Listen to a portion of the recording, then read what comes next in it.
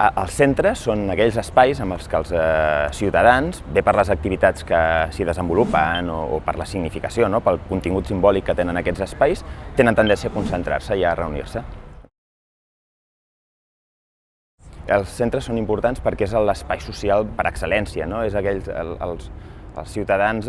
més enllà de les tasques i de cadascú de nosaltres, tenim la necessitat social, necessitat psicològica de trobar-nos, de veure'ns, de relacionar-nos, i aquests centres són els espais adients a la metròpoli per desenvolupar aquesta activitat social. Amb el model que nosaltres entenem, que és el de distribuir tots aquests centres per tota l'àrea metropolitana, perquè no estiguin concentrats en una situació de centre i perifèria, sinó perquè estiguin a prop de tots els ciutadans, el distribuir aquests centres implica que ens haguem de moure molt,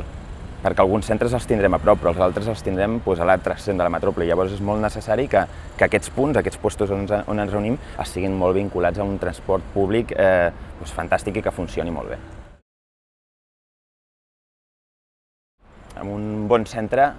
s'hi han de poder donar moltes activitats i molt diverses. Centres que en tenim alguns, que són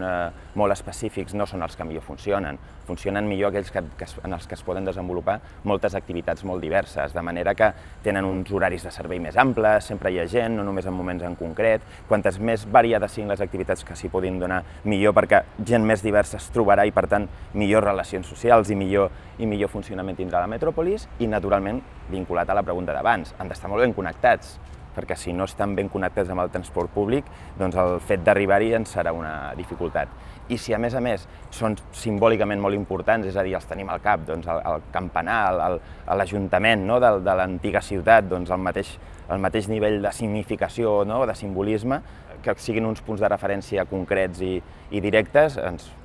són característiques que són volgudes.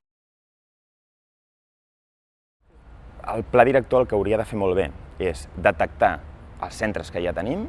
analitzar si els que estan funcionant de manera òptima o aquells que tenen alguna mancança que es podria millorar i, naturalment, posar tot l'esforç perquè millorin. Per altra banda, detectar les relacions, la manera de connectar-se i de moure's entre aquests centres i la mateixa operació, aquells que tenen unes relacions ja fluides i bones, fantàstic, els que no, millorar aquestes relacions, això respecte al que ja tenim. Però, per altra banda, també ha de detectar aquells punts amb els que podrien aparèixer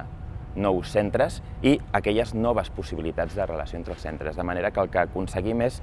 fugir d'aquest model d'un centre i una perifèria, sinó que realment tenim cap a el que en diguem un model policèntric. És a dir, que en lloc de tenir un centre molt gran a l'àrea conurbada de Barcelona i la resta amb una vinculació pendular respecte a aquest centre, doncs que aquesta activitat central estigui distribuïda per tot el territori i, per tant, els moviments no siguin sempre dintre-fora, sinó que siguin molt més complexes i, per tant, molt més rics.